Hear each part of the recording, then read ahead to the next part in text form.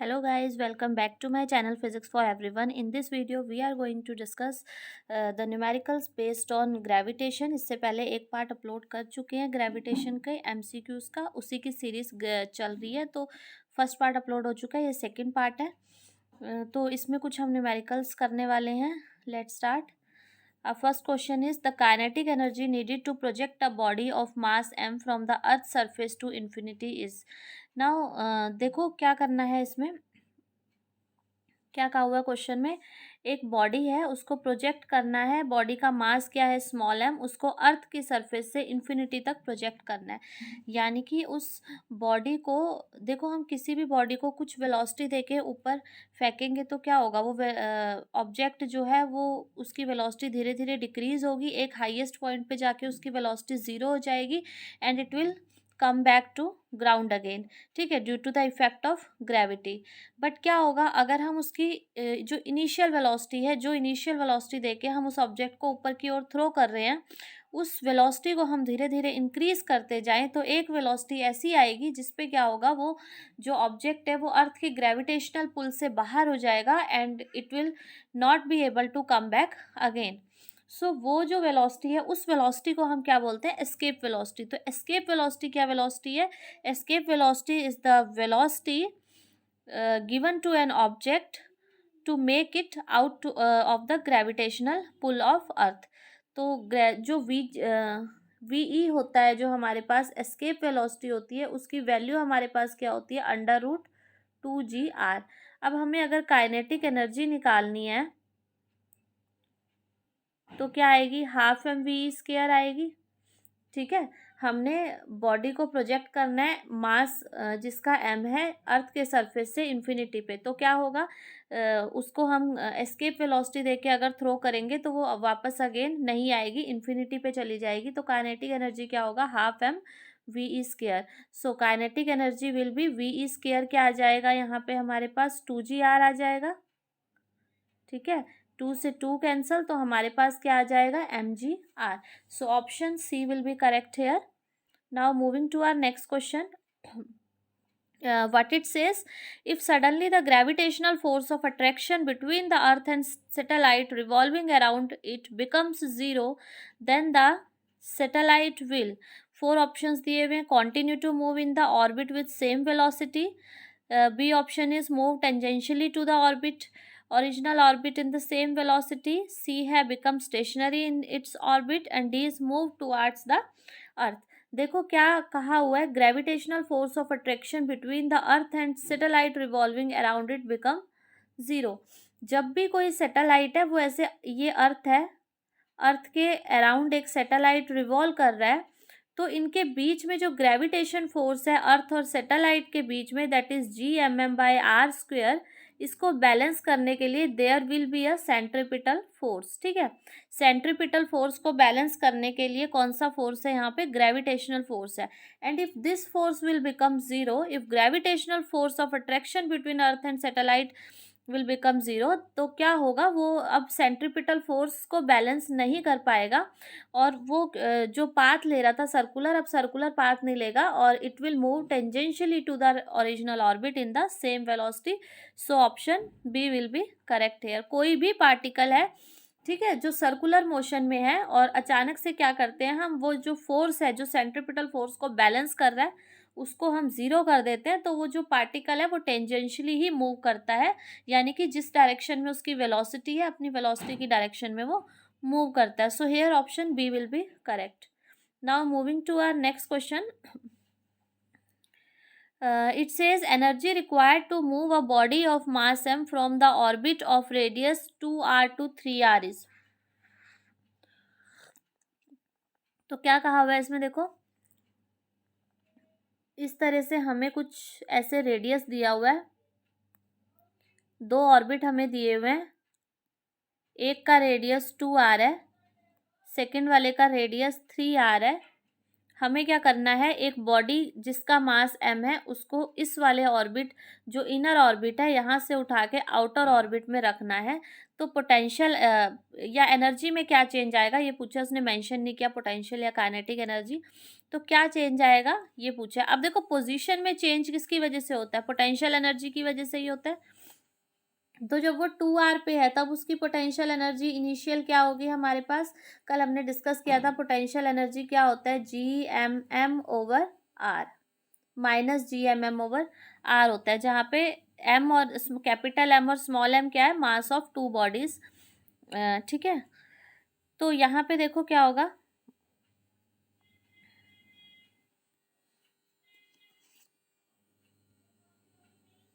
To are वाले orbit से 3r वाले में लेके जा रहे हैं, तो क्या होगा, इनिशियल वेलोसिटी क्या होगी, इनिशियली वो कहाँ पे है, 2r, रेडियस की जगह r की जगह 2r आ जाएगा, 2r वाले ऑर्बिट में है। फाइनल उसकी कहाँ है, -Gmm/3r। ठीक है, फाइनली 3 पे जा रहा है, तो चेंज कितना आ रहा है, uf माइनस ui क्या आएगा, निकाले तो -Gmm/3r माइनस, और ये माइनस माइनस प्लस हो जाएगा, Gmm/2r, so it will B, यहाँ से देखो क्या होगा, Gmm/r कॉमन ले लेंगे तो 1/2 माइनस 1/3 आ जाएगा यहाँ पे,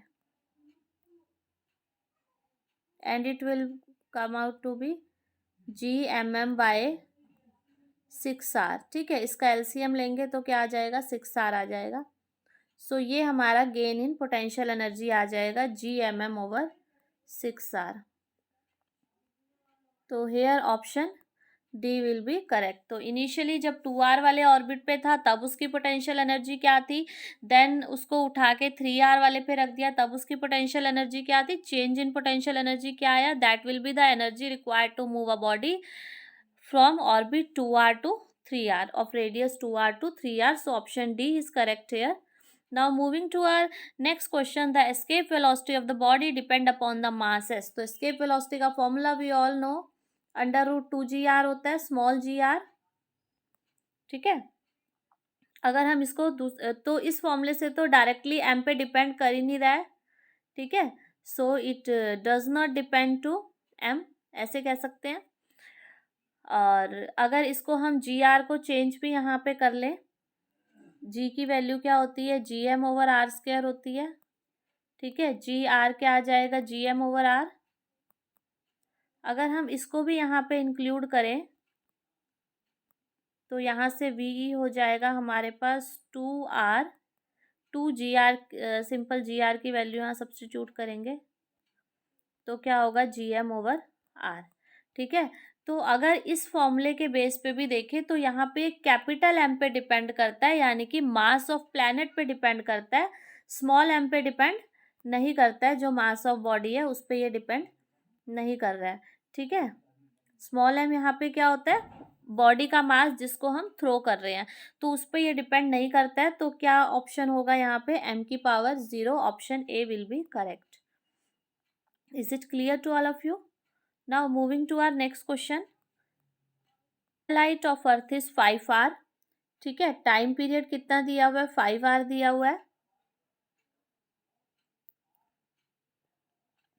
और if the separation between the earth and satellite is increase to 4 times the previous value, suppose अगर r1 r था और r2 क्या हो गया हमारे पास 4r हो गया, 4 टाइम सेपरेशन इंक्रीज कर दिया, यही क्वेश्चन में दिया हुआ है। ठीक है, सेपरेशन को 4 टाइम इंक्रीज कर दिया, then new time period will become, new time period क्या होगा, तो केपलर लॉ होता है एक, Kepler law, according to Kepler law क्या होता है, t² is directly proportional to r³। ठीक है, this is the third law of Kepler, Kepler's third law इसे बोलते हैं, t² is directly proportional to r³।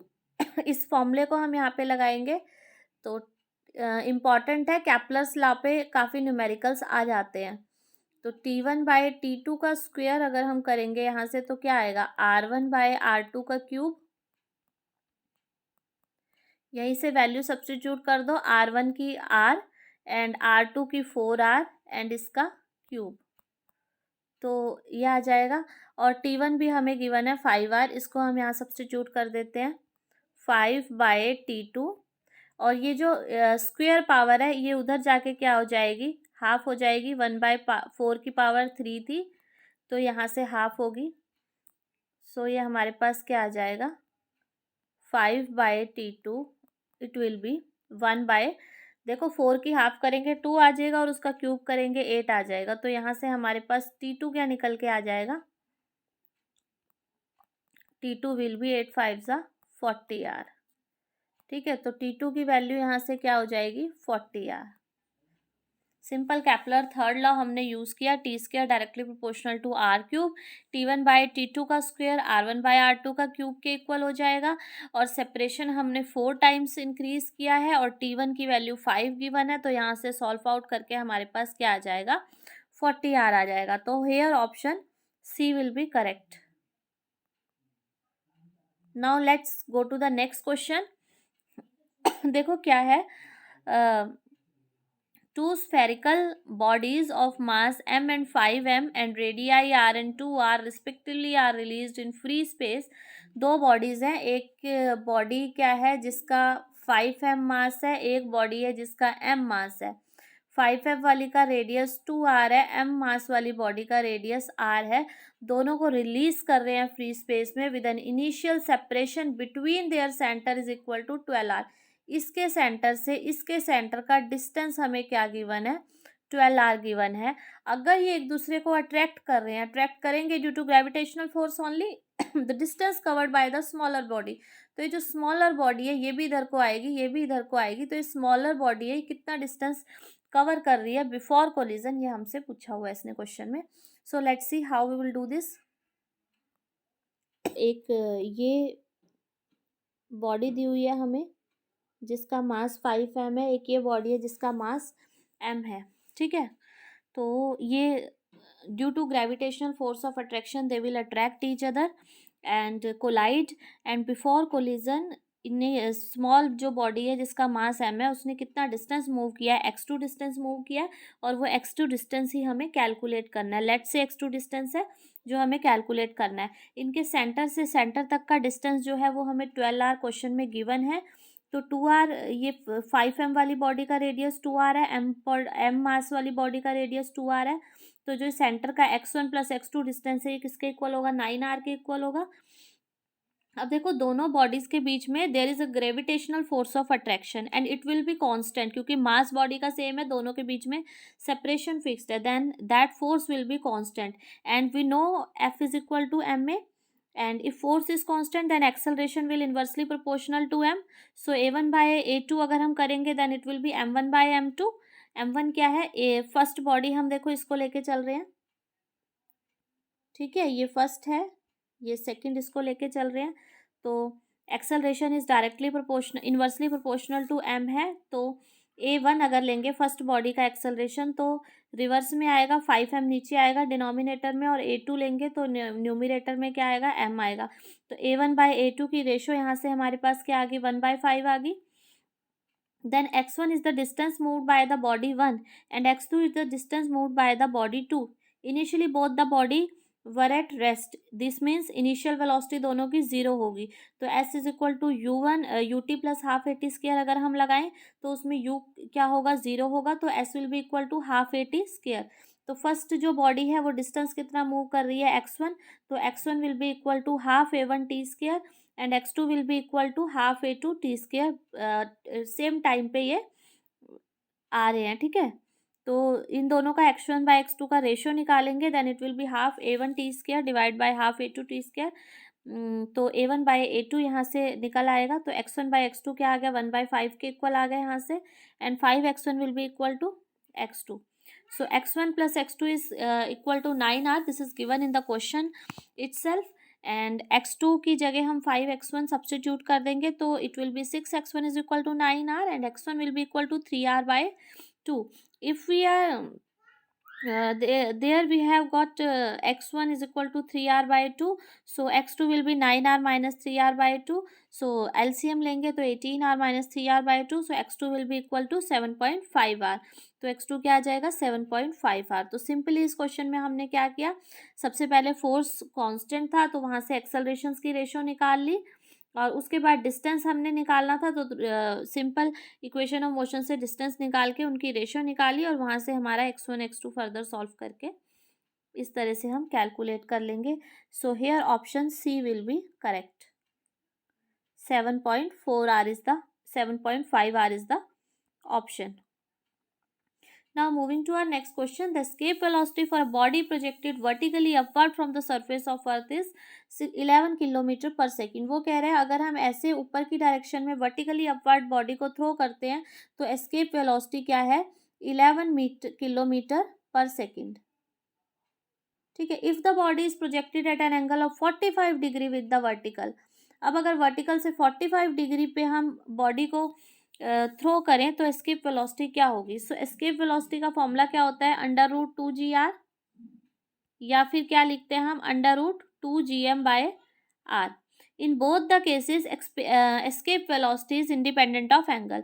So if escape velocity is independent of angle, then it means कि escape velocity will not change whether we will throw it directly upward or at a certain angle.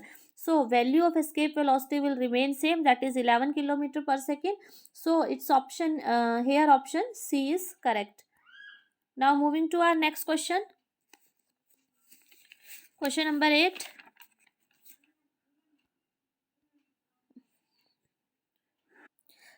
This is a satellite of mass m revolves around the earth of radius r. ठीक है, ये अर्थ है, इसके around एक satellite move कर रहा है जिसका मास क्या है, स्मॉल m है. ठीक है. So a satellite of mass m revolves around the earth of radius r. इसका रेडियस क्या है, हमें r गिवन है, and the satellite is at the distance x above the surface of earth. If g is the acceleration due to gravity on the surface of earth, then orbital speed of the satellite will be. अब जो satellite है that is moving along a circular orbit around the earth, so there will be a centripetal force and there will be a gravitational force between that body and earth. So that gravitational force will balance the centripetal force. So how so equation क्या आएगी, देखो centripetal force क्या होता है, mv²/r. mv²/r यहाँ पे total कितना हो रहा है, capital R plus x. It will be equal to gravitational force that is gm, इसका अर्थ का मास, स्मॉल m बॉडी का mass, and r plus x का whole square. r plus x से r plus x cancel out हो जाएगा, and what we will get, small m से small m cancel out हो जाएगा, and v will come out to be √gm over r plus x. ठीक है. gm को हम क्या लिख सकते हैं, gr² लिख सकते हैं divide by r plus x, क्योंकि ये हमने फॉर्मूला पढ़ा था ना, g is equal to gm over r², small acceleration due to gravity का. तो gm यहाँ से हमारे पास क्या आ जाएगा, gr², स्मॉल gr². तो इसको सब्स्टिट्यूट करेंगे तो हमारे पास ऑर्बिटल वेलोसिटी क्या निकल के आ जाएगी यहाँ से, √gr² divide by r plus x. So देखो कोई ऑप्शन है gr² bye r plus x की √ यानी कि power half. So here option D is correct. Simply दो बॉडी सर्कुलर मोशन में मूव कर रही है तो centripetal force will balance the gravitational force, और वो हमने निकाल के लगा के ऑर्बिटल स्पीड बॉडी के निकाल ली. Now moving to our next question, the time period of an earth satellite in circular orbit is independent of. देखो according to Kepler law we have discussed that t² is directly proportional to r की cube. तो हमें क्या बोला है, time period of an earth satellite in circular orbit is independent of. किससे independent है, both mass and radius. नहीं, radius पे तो डिपेंड करता है, सो ये ऑप्शन गलत होगा. रेडियस ऑफ ऑर्बिट पे भी डिपेंड करता है, so it is independent of mass of satellite. और सी ऑप्शन है neither the mass of satellite nor the radius of orbit. So radius पे तो डिपेंड करता है, तो ए बी सी जो होंगे वो करेक्ट नहीं होंगे. So C option will be correct here.